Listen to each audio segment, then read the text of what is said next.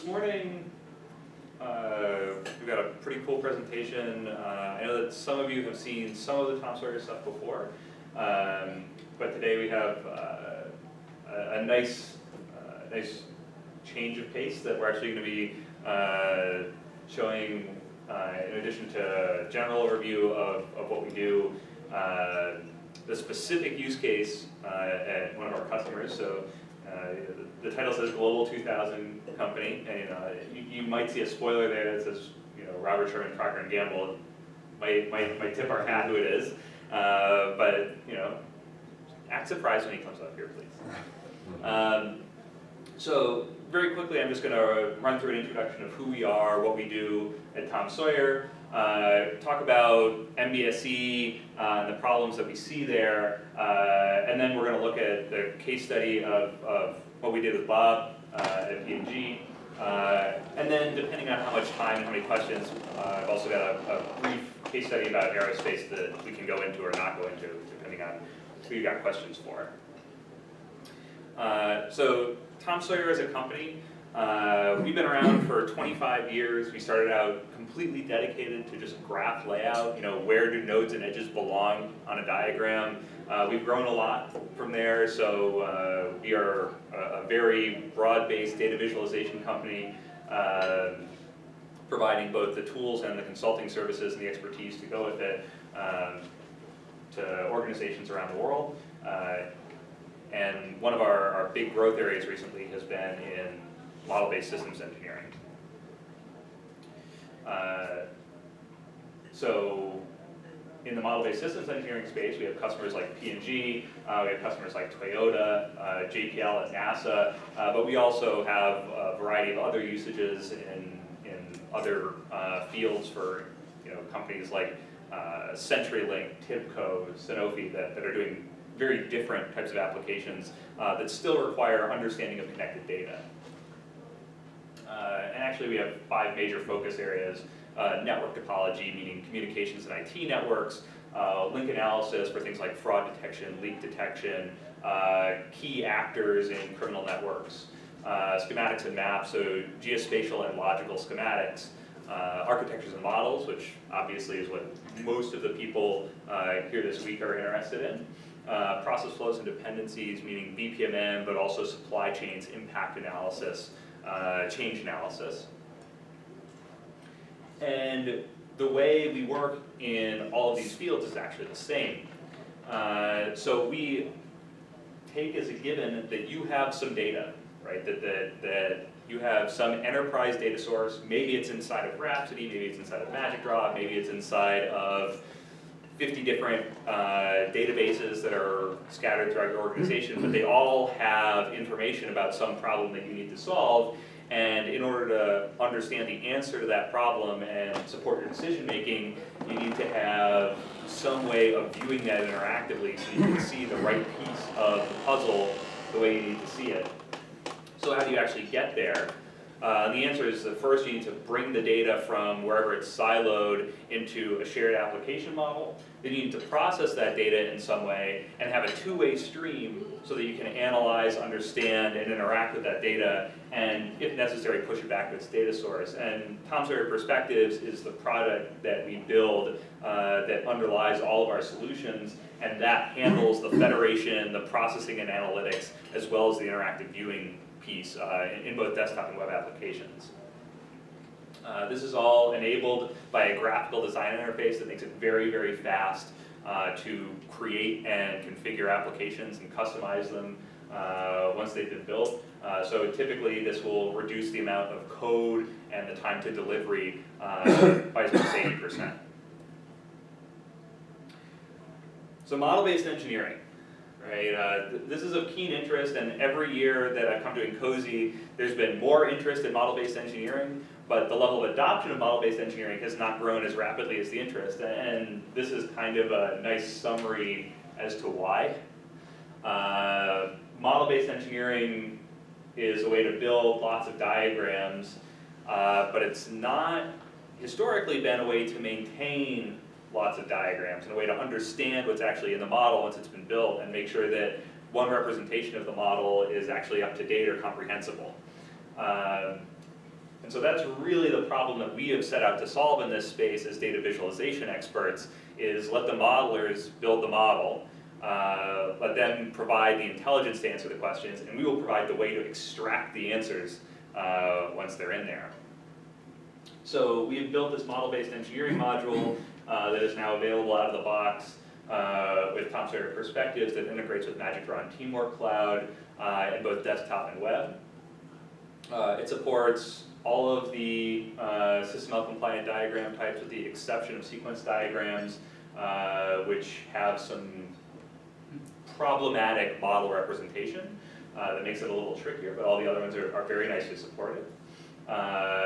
This allows you to very quickly automate, arrange, and customize diagrams, and to interactively navigate your models and arrange the diagrams and see them the way you need to see it, whatever level of complexity is appropriate. So just very quickly, we have block definition diagram style, UML. This is actually the exact same block definition diagram, but this is not represented in a UML-like style. So this is something that if I were showing this to my boss who is not a systems engineer, and he knew anything about cars, he would probably be able to figure out what I'm talking about just by looking at this slightly different representation of the exact same model. And it took me all of, I don't know, 70 milliseconds or something to convert from this to that. So we also have, support for swim lanes and ports and all the other things that you would expect. Internal block diagrams.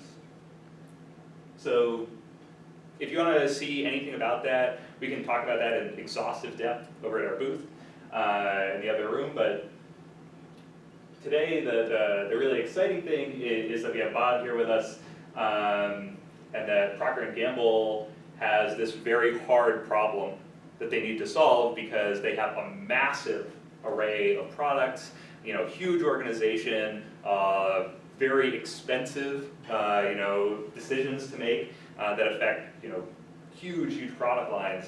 And so what do they need to do, and why was MBSE important for that, and how did we get involved in it? And so fundamentally, the problem is that they had to reduce their time to market, right? Make better products faster.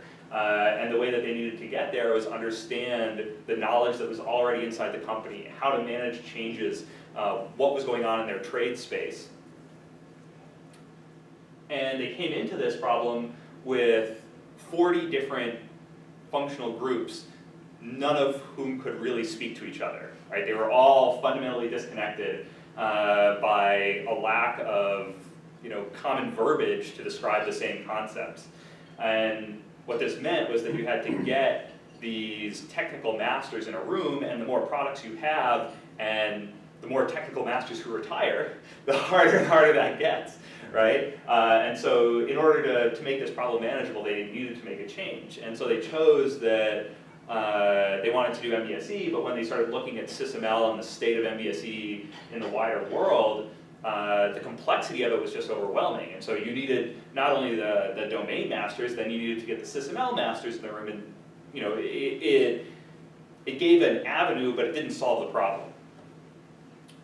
And so they came up with a solution, which was very conceptual a couple of years ago, but is now quite concrete, that they were going to implement MBSE, but they were going to have a simplified methodology that came from the Systematica meta model, which Bill Schindel from ICTT, who's floating around here somewhere, came up with and is kind of the champion of, to use IBM Rhapsody and RTC to manage the model and to create an interface onto that model with Tom Sawyer Perspectives, right? And that would enable them to do analysis, creation, visualization for all of the tasks that you need MBSE to support. And so, 2 years down the road, what we have is that folks inside of P&G are up and running, building, understanding, using real SysML models with just an hour or two of training, right? It's not, you don't have to go get a PhD on top of your existing PhD to understand this stuff. You know, you can actually collaborate between departments. You can have the experts input their knowledge and then other people utilize that knowledge. You can have a paradigm where a diagram, instead of this costly, difficult to maintain, instantly out-of-date artifact, is this ephemeral thing that you extract from the model at the moment you need it, and at the moment you no longer need it, you just throw it away, because you know that if you ever need it again, you can just make it again, and at that moment, you'll have a new version of it that's instantly up to date, right? So this is really the heart of the bit, is that you can just bring everything together in a much more easy to understand, easy to use package, and get, you know, very substantial productivity gains and gains in reuse out of this type of practice. So in just a second here, Bob is going to come up and he's going to do a little demonstration, starting out with a video, but we do have the ability to run it live if we need to go in that direction to answer some questions. So please feel free to ask any questions of myself or Bob at any point. That basically, you know, we can define a pattern-based query that's going to let you extract a diagram to start working with the model, filter that diagram interactively, evaluate the impact of some change, you know, modify the model, as well as, you know, do all of the supporting functions that you need in order to figure out what that model is trying to tell you to support your decisions. So first off, a compliment to Tom Sawyer, because I was entirely comfortable with them presenting the business case. And I love that. When they own the business problem here, and I don't think I could have said anything better on that. So that was, hats off, well done. It's been that way throughout working with Tom Sawyer. I think just to set this up a bit, one of the problems that we ran into when we started doing models inside of Rhapsody is that those models were changing. They were evolving, our thinking was evolving, and it was very iterative. And so you might create a half a dozen diagrams in a few hours of working with it, and then you realized, wait a minute, I want to get rid of this system. Oh no, wait a minute, I want it back again, or I'm going to repurpose it. And meanwhile, you have all these diagram assets out there that are basically getting shredded, but you can't see it.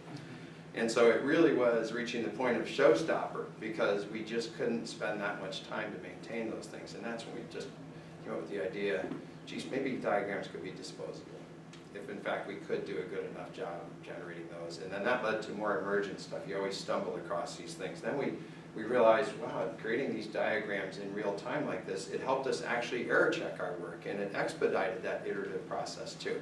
So I wanted to give you the spirit of why this was created, and we're still discovering benefits from it. So what we're looking at right now is Rhapsody. It's just an example I threw together just looking at a commercial packing line. It's not ours, because our patterns are regarded as very secret. So pardon the simplicity of this example, but I'll give you a feel for what we're doing here. So let's see, spacebar will get it running? I think so. Okay. There we go. So the meta model,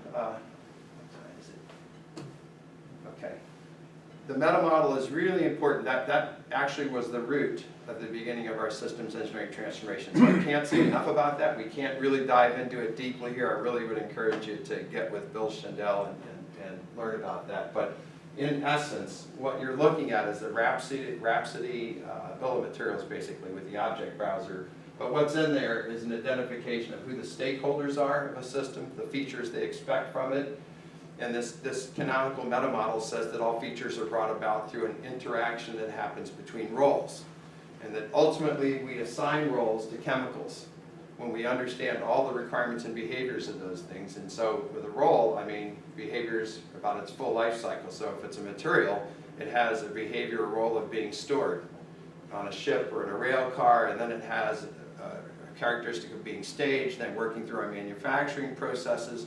If that role maintains its identity, if we haven't changed it chemically or mechanically, it also ends up having a role sitting on the store shelves and then in somebody's cabinet. So it's really studying the roles of these behaviors we need, and then ultimately you assign those things to physical components. It could be a part, a package, a chemical, or something like that. So hopefully that gives you a quick feel for that. It's worth learning more about.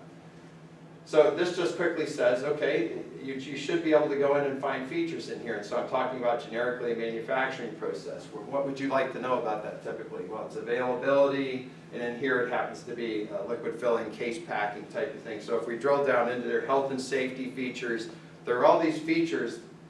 What's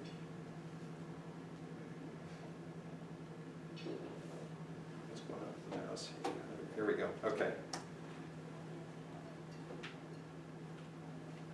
Ah, it's Windows, that's right, okay. So here's all the features. Then you would also expect to be able to find functional roles in here. They're there, so roles that participate in the cartoning assembly. Here's all the interactions that happen to deliver against those features. I recognize I'm going really quick in this. I just want to give you a feel for how you can interact with it. But I might say I'm interested in the carton picker performance, and I should pause right here for a second because, let me go back a little bit.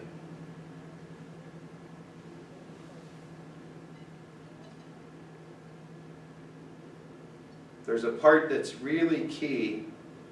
I'm sorry, I don't normally use Windows Media Player, so let me, okay. So carton picker performance. So just about everything we do goes in cartons.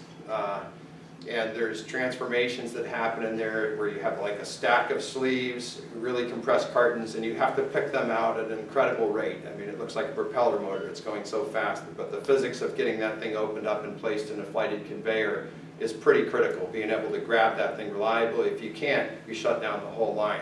So there's a number of operations like that that we have to deal with when we're manufacturing.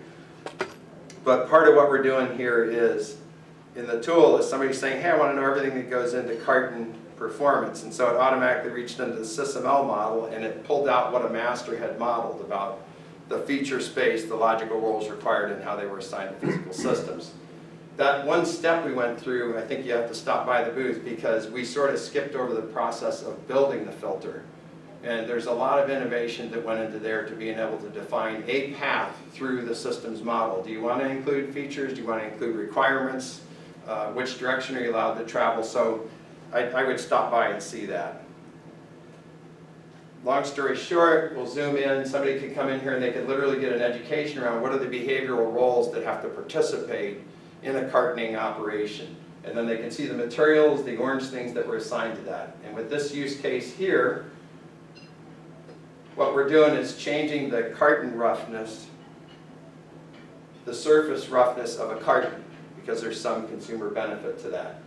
And we want to know, well, if we do change the coefficient of friction on that, what's it going to impact? And we instantly get a causal diagram of that shows the carton on the bottom with all its attributes. And we might say, geez, when we looked up at the top, we realized it impacts multiple features. I just want to know about the machine reliability. What's the causal relationship there? And it reduces the diagram down to the functional roles. These are couplings that basically say if you change this, there's a simulation associated with that that will give you the result around how this is impacted. If you guys have looked at Model Center, they do that type of thing where they connect up to SysML models. But that's the rough idea we wanted to, I guess it's repeating here. We wanted to give you a feel for having a deep model behind the scenes. People have a use case in mind. I want to change this, change the tolerances on a feature, declare a new feature, change a material, and to instantly know what the impact is and dispose of the diagram at the end.